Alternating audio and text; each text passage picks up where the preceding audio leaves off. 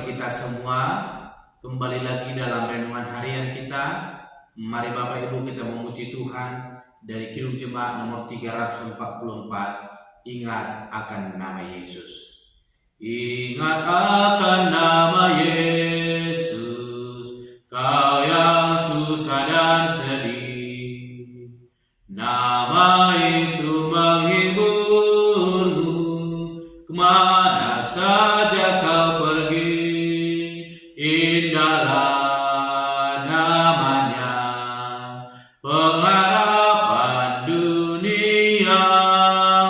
Indahlah namanya, suka surga yang bakal. Amin. Mari Bapak Ibu kita membuka Alkitab kita dari kitab Nehemia pasal yang ke-6 ayat pertama sampai dengan yang ke-14. Demikianlah firman Tuhan dengan berikut. Pembangunan tembok diselesaikan, usaha-usaha membunuh Nehemia. Ketika Sanballat dan Tobia dan Geshem orang Arab itu dan musuh-musuh kami yang lain mendengar bahwa aku telah selesai membangun kembali tembok sehingga tidak ada lagi lubang, walaupun sampai waktu itu pintu-pintu gerbang belum kupasang pintunya, maka Sanballat dan Geshem mengutus orang kepadaku dengan pesan, mari kita mengadakan pertemuan bersama di Kepirim di lembah Ono. Tetapi mereka berniat mencelakakan aku. Lalu aku mengirim utusan kepada mereka dengan balasan, aku tengah melakukan suatu pekerjaan yang besar, aku tidak bisa datang. Untuk apa pekerjaan ini terhenti oleh sebab aku meninggalkannya dan pergi kepada kamu? Sampai 4 kali mereka mengirim pesan semacam itu kepadaku, dan setiap kali aku berikan jawaban yang sama kepada mereka. Lalu dengan cara yang sama untuk kelima kalinya Sanballat mengirim seorang anak buahnya kepadaku yang membawa surat yang terbuka. Dalam surat itu tertulis, ada desas-desus di antara bangsa-bangsa dan Gasimu membenarkannya bahwa engkau dan orang-orang Yahudi berniat untuk memberontak dan oleh sebab itu membangun kembali tembok. Lagi pula menurut kabar itu, engkau mau menjadi raja mereka. Bahkan engkau telah menunjuk nabi-nabi yang harus memberitakan tentang dirimu di Yerusalem. Demikian ada seorang raja di Yehuda. Sekarang berita itu seperti itu akan didengar raja. Oleh sebab itu mari kita sama-sama berunding. Tetapi aku mengirim orang kepadanya dengan balasan, hal seperti yang kau sebut itu tidak pernah ada. Itu siapa isabel jempolmu belaka. Karena mereka semua mau menakut-nakutkan kami, pikirnya mereka akan membiarkan pekerjaan itu sehingga tak dapat diselesaikan. Tetapi aku justru berusaha sekuat tenaga. Ketika aku pergi ke rumah Semaya bin Delaya bin Mehetabel, sebab ia berhalangan datang, berkatalah ia, biarlah kita bertemu di rumah Allah, di dalam bait suci, dan mengunci pintu-pintunya, karena ada orang yang mau datang membunuh engkau. Ya, malam ini mereka mau datang membunuh engkau. Tetapi kataku, orang manakah seperti aku ini yang akan melarikan diri? Orang manakah seperti aku ini dapat memasuki bait suci dan tinggal hidup? Aku tidak pergi, karena aku ketahui benar bahwa Allah tidak mengutus dia.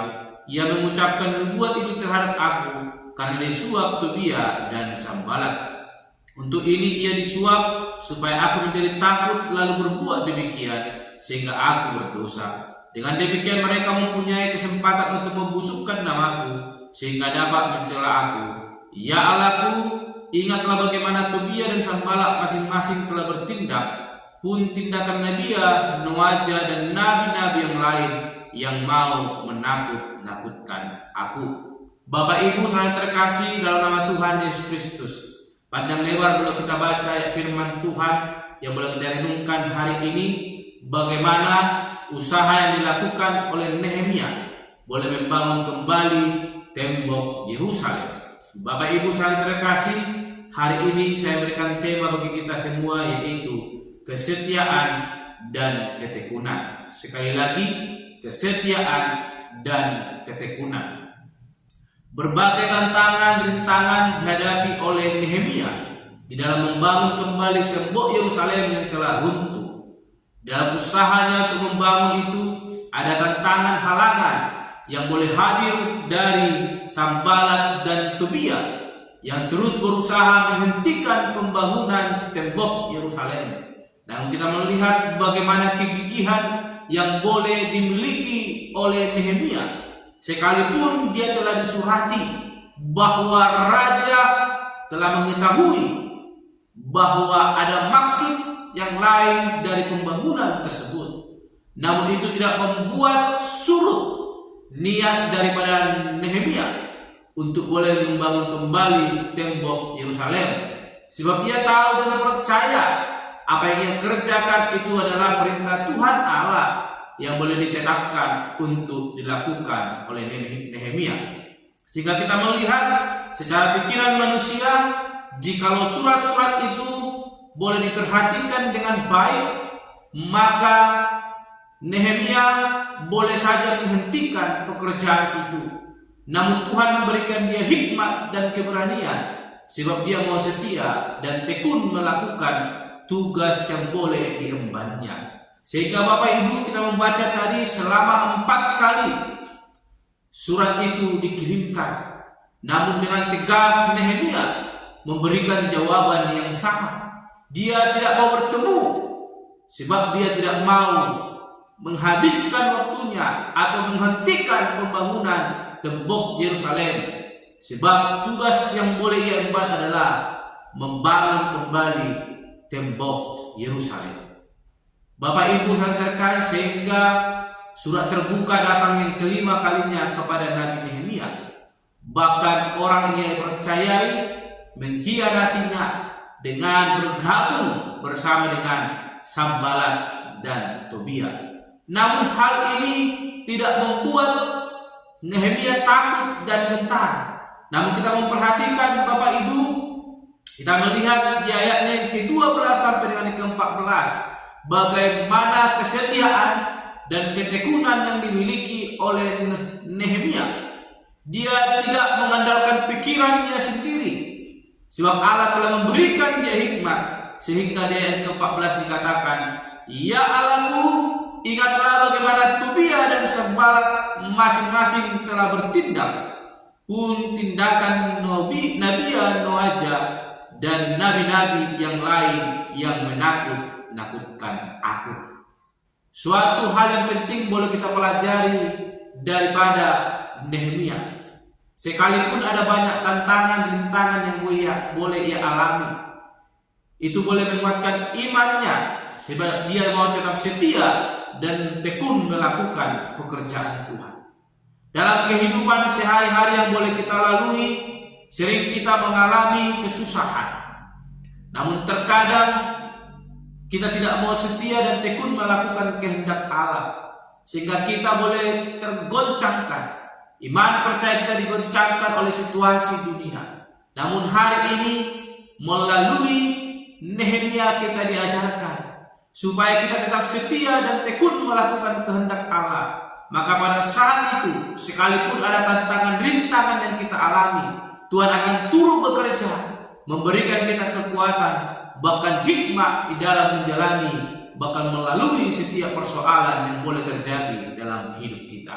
Sehingga firman Tuhan hari ini mau dengan tegas mengatakan kepada kita, supaya kita memiliki kesetiaan dan ketekunan yang tetap di hadapan Tuhan Allah. Jangan bimbang, sebab Tuhan Allah tidak akan pernah meninggalkan kita.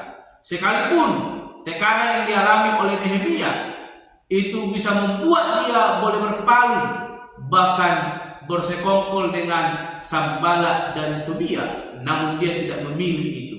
Sebab dia tahu apa yang Tuhan kehendaki dan dia melakukan apa yang Tuhan kehendaki. Mari Bapak Ibu tetap kita lakukan kehendak Allah dalam hidup kita. Sekalipun ada goncangan-goncangan, kerikil-kerikil, bahkan batu-batu besar boleh senantiasa menghampiri hidup kita, tetaplah setia dan tekun melakukan kehendak Allah. Maka Allah akan menopang kita, memberikan kita hikmat, sehingga kita boleh melakukan apa yang benar di hadapan Tuhan.